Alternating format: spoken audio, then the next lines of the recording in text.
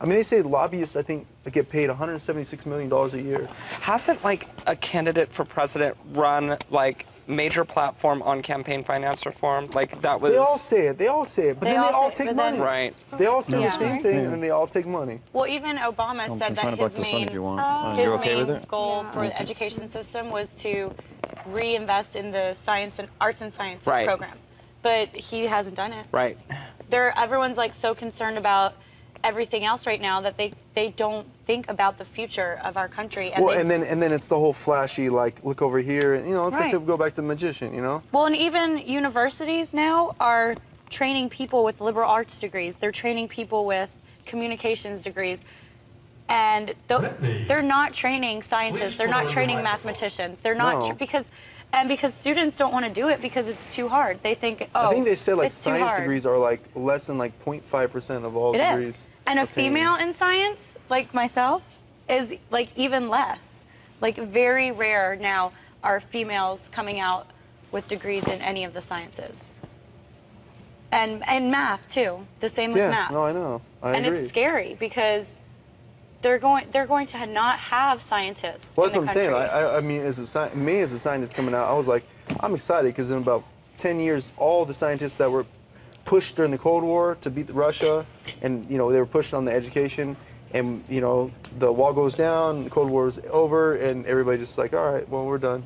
Well, and even once you become a scientist and you don't have that creative freedom now to do what you are thinking or to work on a patent that you think is what's right, you have to do what everyone else and the corporation that's funding that is telling you. Well, and that's another downside. I mean, I did mortgages for a little bit, and I remember seeing a professor at USC, like looking at financial statements, and I was like, the professor was only making like $76,000 a year as a professor at USC. I'm thinking this person got a PhD and is now working at like one of the greatest institutions.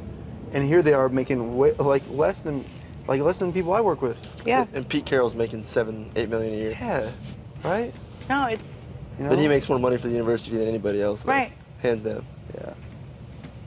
But it's crazy how that works. It's just, completely backwards. And then you know, like I go to Denmark in 2004, and one of my friends there, my buddy's friend Sheila, she was saying like, you know, she was like 26, 27 times. She's like, yeah, I may go back to school in like a few years or something. She goes back to school, they pay for her school, and then they give her money to live. That's in Denmark. Yeah, they pay like 43% taxes, but they pay for science education. Her health care is here done. I mean, too. health care is taken care of. Her living expenses are, and it's in their best interest to have smarter people in their country. Yeah. You know what I mean? It gets them further. Smarter, healthier people. Yeah, smarter, healthier people, absolutely. That was cool. It's crazy when the sun would go down at like 11 o'clock at night. What was that? The sun would go down like 11 or 11:30 at night. Yeah. Yeah. That is nuts. During the summer, like August.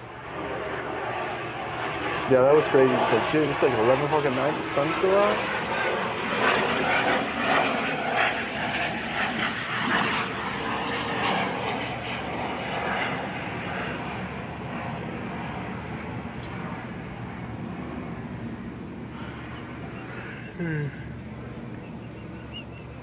I think it's so scary. At least I have my education rant for the day. Yeah. It's so easy to go off. I don't know. I just see a lot of crappy stuff in schools, and it's like, and they keep imposing these stupid. They just make it worse and worse. Put on your microphone. Basically, you know, they rather than like lifting things and taking things off, they like keep things the same and then they throw something else on, and just keeps going on top of it. On top of it, it makes it worse. Yeah, I mean they're expanding classrooms in California from like, you know, 28 kids to like 34 kids, or you know whatever it may be. Just to cut back on money. And that's after taking away a lot of programs and stuff. Did they cut the PE program in California? No, as far as I know, no. Why, have they done that in some states? Yeah. Really? Yeah. That's like one of the programs that they were like ready to cut because they think that physical education costs too much money. It's so stupid. Yeah. That's one of the most Well, important. what's even stupider is that. Well, yeah. I mean, what's the point of having smart kids if they're all going to have heart attacks at age 40? Yeah.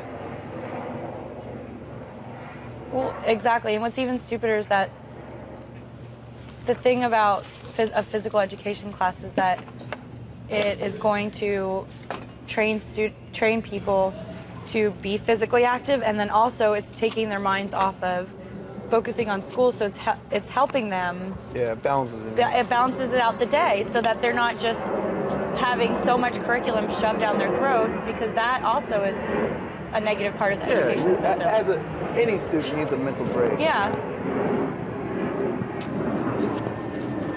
And then they feed them the worst crap at the cafeteria food. No kidding.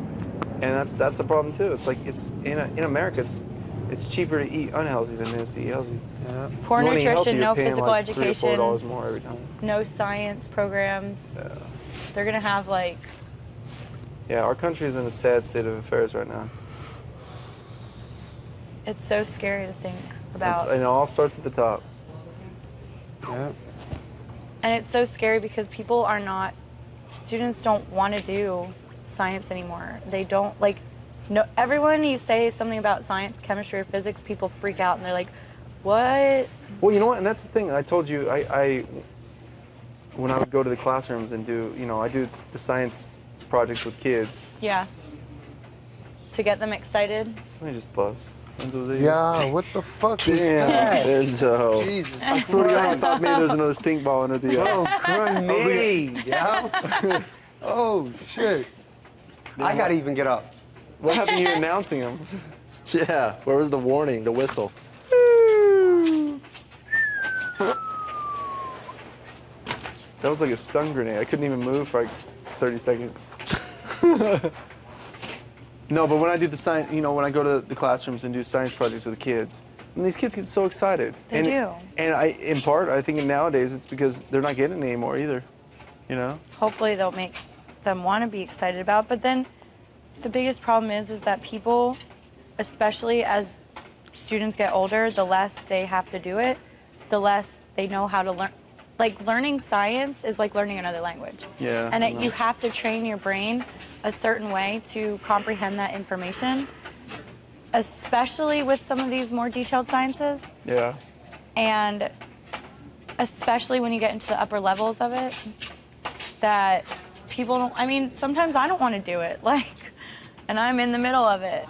Sometimes I, don't want to have to memorize shit. Well, you know what, we've also made it, I think we made it a little bit easier in the American education system for kids to be lazy. Yeah. It's tolerable. You know what I mean? Because for me, a lot of the stuff, math and, a lot of stuff has come easy, but there's a lot of stuff I come across that isn't easy for me. And I have to work twice as hard as some people who get it a little bit easier.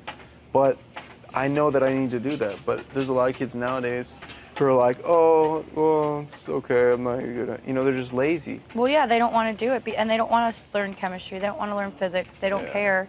They're like, oh, I'm never going to use this. When am I going to use this in real life?